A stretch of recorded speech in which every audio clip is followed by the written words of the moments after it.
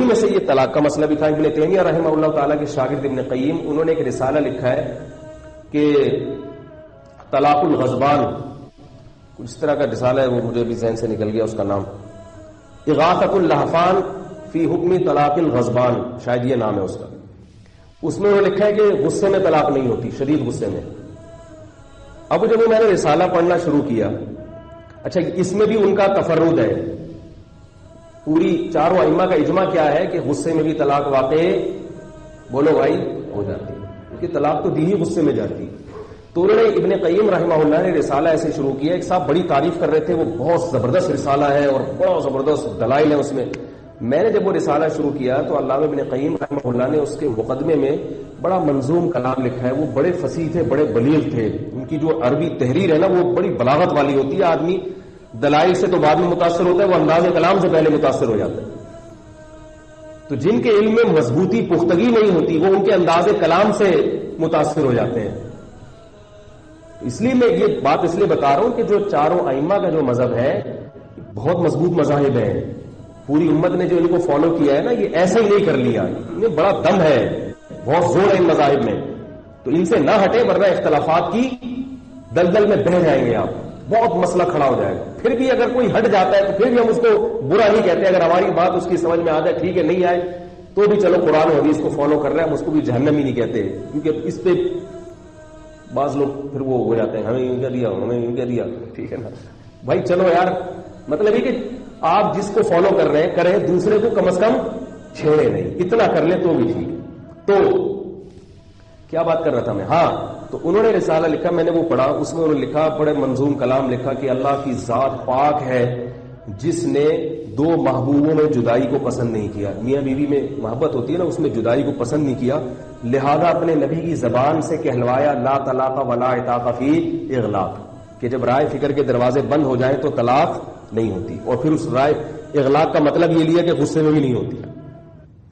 میں نے جب وہ پڑھا تو اسی جملے کو میں نے کہا یہیں ایک بڑی گڑبڑ ہو رہی ہے. وہ گڑبڑ یہ ہو رہی ہے کہ وہ یہ لکھ رہے ہیں کہ اللہ تعالیٰ نے دو محبوبوں میں جدائی کو پسند نہیں کیا, میاں بیوی میں, اور اپنے نبی کی زبان سے نکلوایا کہ لا طلاق ولا عتاق فی اغلاق. حدیث پوری کیا ہے, نہ طلاق ہوتی ہے نہ غلام آزاد ہوتا ہے اغلاق میں. حالانکہ اللہ نے غلام کی آزادی کو تو پسند, بولو بھائی, کیا ہے, نہیں آئی بات. غلام کی آزادی پر تو شریعت بہت حریص ہے. تو یہیں سے کیا ہو گیا مسئلہ, میں نے کہا ابن قیم رحمہ اللہ اتنے بڑے عالم, مگر یہاں مسئلہ بیان کرنے میں ان سے شدید خطا ہوئی. اس لیے جو جمہور کا مذہب ہے وہ یہی ہے کہ غصے میں بھی طلاق واقع ہو جاتی ہے. ہاں کوئی مینٹل ہو, واقعی گولیاں کھا رہا ہو, پاگل ہو, وہ غصے میں واقعی پاگل ہو جائے, اور اس کے پاگل ہونے پر گواہ بھی ہو یا پہلے سے مشہور ہو کہ پاگل ہے, اس کا حکم الگ ہے.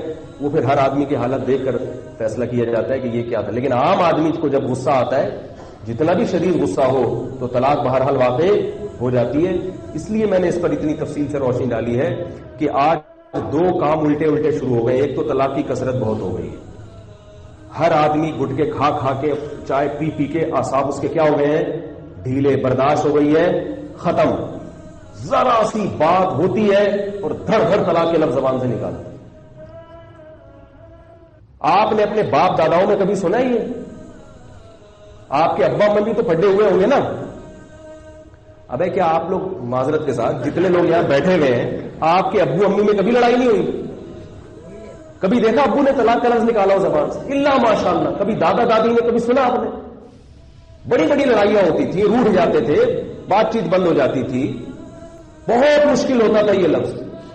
میں حیران ہوتا ہوں جو کیس آتے ہیں, اتنی سی بات کہ بیگم نے فون نہیں اٹھایا اور کیا کر دیا, سالی کو فون کر کے کہہ دیا اس کو میری طرف سے طلاق. پاگل ہو گئے ہو, دماغ خراب ہو گیا ہے, بالکل ہی ایک سینس لیس ہو گیا ہے. پھر یہ ایک دم ہوش آتا ہے, یار یہ کیا کر رہے ہیں. ذرا ذرا سی بات. ایک صاحب نے آفس میں مصروف تھے, کیس فون آیا بیگم کا, انہوں نے منع کیا تھا بیگم کو بے وقت فون نہ کیا کرو. بیگم کو پھر بھی کچھ پتا ہے آپ کو, بیگم صاحبہ آرام سے بیٹھے تو وہ بیگم کس بات کی ہے بھائی, وہ تو ریموٹ کنٹرول کی طرح. بیگم کو بھی چاہیے بھائی وقت بے وقت نہیں فون کرو. ہر آدمی ہر وقت تھوڑی اچھے موڈ میں ہوتا ہے. بیگم نے کو پھر کوئی تکلیف ہوئی, اس نے پھر فون کر دیا. اب وہ کسی ایمرجنسی میں تھا, بیگم کے فون آ رہے ہیں, اس کو پتا ہے نہیں اٹھاؤں گا تو پیٹوں گا. اس نے اٹھایا, کیا وہ میں ویسے ہی فون کر رہی تھی آپ کی طبیعت. اس کو اتنا غصہ آیا, دھڑ دھڑ دھڑ دھڑ 3 طلاقیں نکال. اب یہ کوئی بات ہے؟ ٹھیک ہے اس نے غلطی کی, مگر یہ کوئی ایسی غلطی ہے کہ آپ اس پہ ایک دم گھر اجاڑ دیں آپ اس کو, تو برداشت ختم ہو گئی ہے. آج ایک بندہ آیا میرے پاس, ذرا سی بات پہ کیا ہوا ہے, اس نے اپنی سالی کو فون کیا کہ بیگم کو فون دو, اس نے بیگم کو فون نہیں دیا, وہ کہہ رہا دو, میں کہہ رہا ہوں دو, میں کہہ رہا ہوں دو, بیگم نہیں رہا. میں نے کہا اللہ کے بندے, تو اس کے گھر ڈنڈا لے کے پہنچ جاتا غصے میں, 2-4 ڈنڈے پھوڑ دیتا, لگا دیتا, اس کی تلافی ہو سکتی ہے. زخم آئے گا نا, وہ مرہم لگ جائے گا. اور وہ تو یہ بھی جنگلی پن ہے اس بات پہ ڈنڈے مارنا, لیکن ایک بات کر رہا ہوں کہ جنگلی پن پہ اترنا ہی ہے تو ذرا کچھ کم درجے کے جنگلی بن جاؤ. اتنا آسان کر دیا, اتنا. تو اب ایک مسئلہ تو یہ ہے ہمارے معاشرے, اور اس کی بہت ساری وجوہات نشہ ہے. یاد رکھو, جو لوگ نشہ کرتے ہیں نا, وہ دماغ, ان کا اعصاب کیا ہو جاتے ہیں, ڈھیلے, بریکیں فیل. صحت کا بہت گہرا تعلق ہے اس سے. ہاں کوئی مسئلہ ہو, بہت بڑا مسئلہ ہو, پھر آپ مشورہ لیں. جو میں نے ایک پورا طریقہ بتایا تھا کہ شریعت میں طلاق دینے کا ایک باقاعدہ پروسیس ہے. ہر شادی کامیاب بھی نہیں ہوتی, بعض جگہ تو ہم خود مشورہ دیتے ہیں کہ بھائی علیحدگی اختیار کر لو. وہ تو اللہ نے بھی قرآن میں جگہ جگہ کہا ہے کہ اگر تم حدود اللہ پر قائم نہیں رہ سکتے تو محبت سے کیا کرو. میں اس کا قائل نہیں ہوں کہ سر پھوڑ رہے ہیں دوسرے کو مشورہ دیا جائے بھائی نہیں یہ رہو, ایسا نہیں, اسلام میں ایسا نہیں. رہو محبت سے. ہر صورت ناکام ہو گئی سلو کی, ہر جگہ وہ ہو گئی, تو پھر شریعت کیا کہتی ہے, محبت سے لگی, لیکن اس تمیز سے. تمیز کیا ہے, 4 آدمی بٹھاؤ, سلو کی کوشش کرو, جرگہ بٹھاؤ. یہ بہت آخر میں جاتی یہ ہونا چاہیے یہ لفظ, بہت آخر میں. اور پھر اس کا بھی طریقہ کیا ہے, ایک ہو. سمجھ میں آ رہی ہے بات؟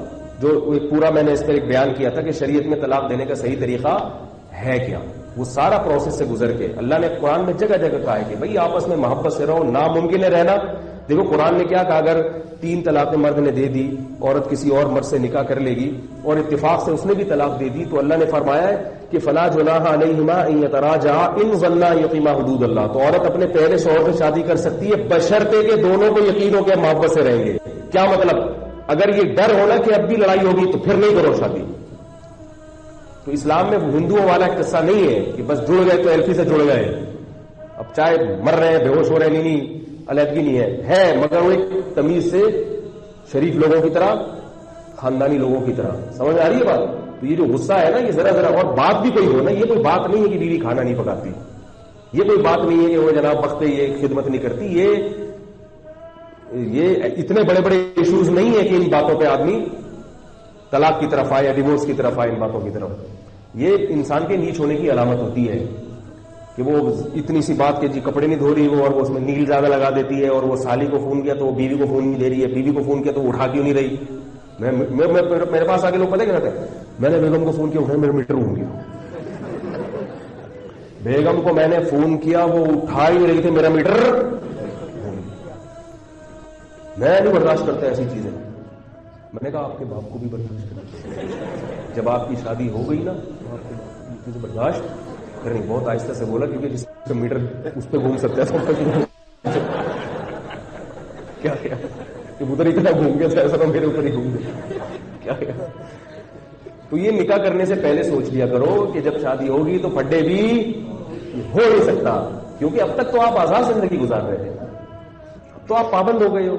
آپ کے باس سے پھڈے نہیں ہوتے ہیں, برداشت کرنا پڑتا ہے یار, تنخواہ ملتی ہے تو چھوڑو. تو اسی طرح جب بیوی بھی الٹی سیدھی سناتی ہے تو تھوڑی سی برداشت کرنی پڑتی ہے یار, بہت سارے مفاد ہیں اس سے. اور جو ہے کیا نام ہے, بچوں کی ماں ہے, اور بہت سارے اللہ نے فائدے رکھے ہیں. حضرت عمر رضی اللہ تعالیٰ عنہ جو تھے, ایک دفعہ ان کی بیگم نے ان کو سنا دی, کسی نے کہا آپ امیر المومنین ہے, اور اتنا روب آپ کی بیوی اونچی آواز سے بات کر رہی ہے. انہوں نے فرمایا کہ انہوں نے پھر اس کے اوصاف بیان کرنا شروع کیا کہ یہ میری خدمت کرتی ہے, میرے لباس دھوتی ہے, میرے گھر کو صاف رکھتی ہے, میرے بچوں کی تربیت کرتی ہے. تو یہ ساری خوبیاں بھی تو ہیں نا. اور ان کا میٹر کس پہ گھوم رہا ہے, فون کیا اس نے. اور میں خواتین کو کہتا ہوں میاں فون کرے اٹھا لیا کرو. یہ بے ادبی کی بات ہے بہرحال کہ وہ فون کر رہا ہے آپ اٹھا نہیں رہی, بے ادبی کی بات ہے, لیکن اتنی نہیں ہے کہ میٹر میٹر کیا ہو تو کہہ رہا میں دھڑ. تو یہ ہو رہا ہے معاشرے میں. ہمارے حضرت فرمایا کرتے تھے کہ فون میرا استاذ ہے. حضرت فرمایا کرتے تھے یہ ٹیلی فون مجھے بہت ساری چیزیں سکھاتا ہے. تو یہ جو لوگ ہیں نا جن میں ہر قسم کے طبقے سے انسان کا واسطہ پڑتا ہے, یہ انسان کو بہت ماحول معاشرے کی بہت ساری چیزیں بتا دیتا ہے کہ مارکیٹ میں چل کیا رہا ہے آج. تو ہر ایک سے لوگ ہر بات کرتے بھی نہیں ہیں, علماء سے تو سب باتیں کر لیتے ہیں لوگ. تو یہ جو غصہ ہے, غصہ اس میں چائے گٹکے کا بہت زیادہ دخل ہے. جو زیادہ چائے پینے میں غصہ زیادہ ہوتا ہے, کیونکہ چائے بلڈ کے سرکولیشن کو بڑھا دیتی ہے. کیفین ہے, سگریٹ ہے, چرس ہے, شراب ہے. تو اپنے دماغ جو ہے نا وہ سب سے پہلے ہے. انسان اپنے دماغ کی صحت کا خیال سب سے پہلے کرے, نارمل زندگی گزارے, نیند ٹائم پہ کرے, اور یہ ہنسی خوشی اور یہ لفظ کو زبان سے نکال دے. آئی بات سمجھ؟ اگر بہت زیادہ مسئلہ ہو رہا ہے تو پہلے علماء سے یا خاندان کے بڑوں سے مشورہ کرے, تمیز سے کام کرے, جذبات میں کرنے کا کام نہیں. تو کہاں سے کہاں بات چلی گئی بھائی, جلدی سے بات کو میں سمیٹ. جی ہاں, ایک بات تو یہ کہ طلاق کی کثرت ہو گئی ہے. دوسرا مسئلہ معاشرے میں یہ کہ طلاق دینے کے بعد پھر کہیں سے بھی فتویٰ لے آتے ہیں. ہر قسم کا مفتی مارکیٹ میں اویلیبل. ادھر گئے اس نے 3 کو 1 کہہ دیا, ادھر گئے اس نے کہہ دیا کہ یہ والی تو ہوتی نہیں ہے, ادھر گئے کبھی کس مسلک کو کبھی کس مسلک کو, پھر حرام پہ حلال کا لیبل لگا لے. یہ دینے سے پہلے سوچ لیا کرو. ایک خاتون کا فون آیا کہ میں اپنے میاں سے جان چھڑانا چاہتی تھی, وہ ویسے ہی پینے پلانے کا معمول تھا اس کا اور بدکردار آدمی تھا. ایک دن غصے میں آ کے اس نے طلاق نکال دی. اس خاتون نے سکون کا سانس لیا, اللہ کا فضل ہے اس سے میری خود ہی جان چھوٹ گئی. یہ جو لوگ کہتے ہیں نا 3 طلاق کو نافذ کرنے میں عورت پہ ظلم ہے, ان کو معاشرے کا پتہ نہیں ہے. بسا اوقات عورت کی جان آسانی سے چھوٹ جاتی ہے کیونکہ طلاق کا اختیار اللہ نے مرد کو دیا ہے. بسا اوقات عورت خوش ہوتی ہے, وقتی طور پہ جو عورتیں روتی ہیں نا, اس رونے کا اعتبار اس لیے نہیں ہوتا کہ وہ تو عورت کی طبیعت ایسی ہے کہ کوئی بھی بڑا واقعہ ہوتا ہے وہ رو رہی ہوتی ہے. میں اکثر ایک واقعہ سناتا ہوں نا, ایک خاتون کا فون آیا, ہاں ہاں چیخ چیخ کے رو رہی ہے, میرا میاں مر گیا. میرے پاس فون آیا, او میرا میاں مر گیا, اتنا رو رہی کہ مجھے شکر ہے کوئی نظر نہیں آیا, ورنہ میں اس سے گلے مل کے رونا شروع کر دیا. ایسا رو رہی. پھر میں ان کے گھر گیا ملنے کے لیے, وہ ہمارے رشتے دار خاتون تھی, تو بڑے سکون سے بیٹھی تھی. 3-4 دن بعد میں گیا نا, بڑے سکون سے. میں نے کہا خیریت آپ تو؟ میں نے کہا اللہ کا شکر ہے اس سے جان چھوڑ گئی. بڑی مصیبت میں اس کا آدمی کے ساتھ.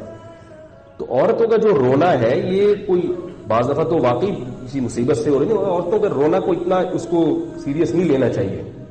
وہ اس لیے چلو مرا ہمارا ایک شوہر تو تھا نا, اتنا عرصہ ایک آدمی کے ساتھ تو گزارا ہے نا.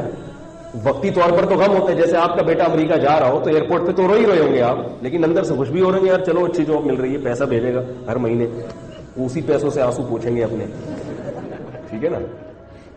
تو بعض دفعہ یہ کیا ہوتا ہے, 3 طلاقیں ہو جاتی ہیں, جذباتی آدمی سے عورت کی جان چھوٹ جاتی ہے اور ایک آرام میں آ جاتی ہے. تو اس میں بعض دفعہ, ہمیشہ ایسا نہیں ہوتا, اکثر نقصان بھی ہوتا ہے لیکن بعض دفعہ فائدہ بھی ہوتا ہے. تو کیا بات کر رہا تھا یار؟ ہاں, دوسری بات کیا ہے کہ ایک تو غصے میں دیتے ہیں اور دوسری کیا کرتے ہیں, یہ جو میں بھولتا ہوں نا, یہ حافظہ کی کمزوری کی وجہ سے نہیں بھولتا, کیونکہ 10-15 قسم کی باتیں ایک وقت میں دماغ میں گھوم رہی ہوتی ہیں, تو وہ میں چھنی سے چھالنا مشکل ہو جاتا ہوں. تو کون سی والا, جیسے باجرے اور جو اور چنے کی دال آپس میں مکس ہو جائے نا, پھر ان کو تلاش کرنا مشکل ہوتا ہے. تو دوسرا مسئلہ یہ ہے کہ پھر فتویٰ کہاں سے جا کے لے آتے ہیں, اپنی مرضی کے. تو فتوے باقاعدہ کسی ادارے سے لیا کریں, اور جس مسلک کو فالو کر رہے ہیں آپ کو مسلک تبدیل کرنے کی شریعت میں اجازت نہیں ہے خواہشات کی بنیاد پر. اس پر پوری امت کا اجماع ہے. سمجھ میں آ رہی ہے بات؟ خواہشات کی بنیاد پر کہ اب مجھے وہاں سے آسانی لگ رہی ہے. تو ابن تیمیہ رحمہ اللہ نے ہی لکھی یہ بات. انہوں نے لکھا کہ دیکھو, ایک آدمی شافعی مذہب کو فالو کرتا ہے. شافعی مذہب میں کیا ہے کہ فاسق گواہ کی موجودگی میں نکاح نہیں ہوتا. فقہ حنفی میں تو یہ ہے نا کہ گواہ 2 ہونے چاہیے, عاقل بالغ مرد, چاہے وہ فاسق ہو عادل ہو, 2 گواہ ہوں گے تو نکاح ہو جائے. امام شافعی کی رائے کے مطابق نکاح نہیں ہوتا, عادل گواہ ہونے چاہیے. انہوں نے ابن تیمیہ رحمہ اللہ نے مثال دی کہ ایک آدمی شافعی فقہ کے مطابق شافعی مسلک کو ہمیشہ سے فالو کرتا آ رہا ہے, لیکن نکاح میں وہ گواہ کیا رکھتا ہے, فاسق گواہ, اور کہتا ہے اس مسئلے میں میں کس کو فالو کروں گا, امام حنیفہ کو. نکاح ہو گیا, پھر اس نے 3 طلاقیں دے دی. اب دوبارہ اس سے شادی کرنا چاہتا ہے, تو دوبارہ نکاح نہیں ہو سکتا. لیکن وہ یہ کہتا ہے کہ چونکہ گواہ فاسق تھے اور شافعی مذہب کے مطابق میرا نکاح ہوا ہی نہیں تھا لہذا طلاقیں بھی ہوئی نہیں ہے. تو انہوں نے فرمایا کہ اس کی کوئی بھی اجازت نہیں دیتا. آپ خواہشات کی بنیاد پر اپنا مسلک تبدیل کر لیں, شریعت میں اس کی اجازت نہیں ہے. ایک اہل حدیث تھے, میرے پاس فون آیا ان کا لاہور سے, مجھے کہنے لگے میں کسی لڑکی سے نکاح کرنا چاہتا ہوں, اس کے ابا راضی نہیں ہے. لاہور میں اہل حدیث بھی بہت ہیں. تو میں نے ان سے پوچھا آپ کس مسلک کو فالو کرتے ہیں؟ کہتے ہیں میں اہل حدیث ہوں. میں نے کہا اہل حدیث کے فقہ میں لڑکی کا باپ راضی نہ ہو تو نکاح نہیں ہو سکتا. فقہ حنفی میں تو ہو سکتا ہے, اہل حدیث کے یہاں نہیں ہو سکتا. کہہ رہے نہیں, قرآن حدیث کی روشنی میں بتائیں کیا ہے. کیا کہہ رہے ہیں؟ قرآن حدیث کی روشنی میں بتائیں کہ میں نے کہا آپ اہل حدیث کیوں بنے تھے؟ اس لیے کہ آپ کا یہ خیال تھا کہ قرآن حدیث کے مطابق وہ آپ کے خیال کے مطابق زیادہ صحیح باتیں کرتے ہیں. آپ کے خیال کے مطابق جو آپ کا خیال تھا, آپ چاہتے تھے کہ میں جنت میں جاؤں, تو آپ کو لگا کہ اس مسلک میں جنت مجھے زیادہ ملے گی, تو اب پھر ساری باتیں اسی کی فالو کرو. یعنی کم از کم ساری نہیں کرتے تو اس بات میں تو کم از کم ان کو فالو کرو نا. کیونکہ شریعت میں ویسے بھی لڑکی کے ابا کے بغیر نکاح کرنا فقہ حنفی میں جائز تو ہے, مگر کوئی ثواب کا کام پھر بھی نہیں ہے, یہ کوئی اچھا کام نہیں ہے, گنجائش کا ایک پہلو ہے اور اس کی بھی کچھ شرطیں ہیں. تو وہ کہنے لگے کہ نہیں قرآن کی روشنی میں بتائیں. تو میں نے ان سے کہا کہ دیکھو میں نہیں بتا رہا, حالانکہ میرے پاس دلائل تھے, میرے پاس دلائل تھے. میں نے کہا انہی سے جا کے دلائل پوچھا. ہونا تو یہ چاہیے میں کہوں چلو ایک اہل حدیث حنفی بن رہا ہے, میں اسے گلے لگاؤں, یار آ جاؤ یار, ہم تو پہلے ہی کہتے تھے یہ والا مذہب صحیح ہے, ٹھیک ہے نا, حنفی بننا زیادہ اچھا ہوتا ہے. ان کے بعد دلائل ہمارے, میں دلائل کے انبار لگا سکتا تھا اس پہ, لیکن میں نے نہیں لگائے کیونکہ مجھے پتا تھا اس کا مقصد حق کی اتباع نہیں ہے بلکہ خواہشات کی پیروی ہے.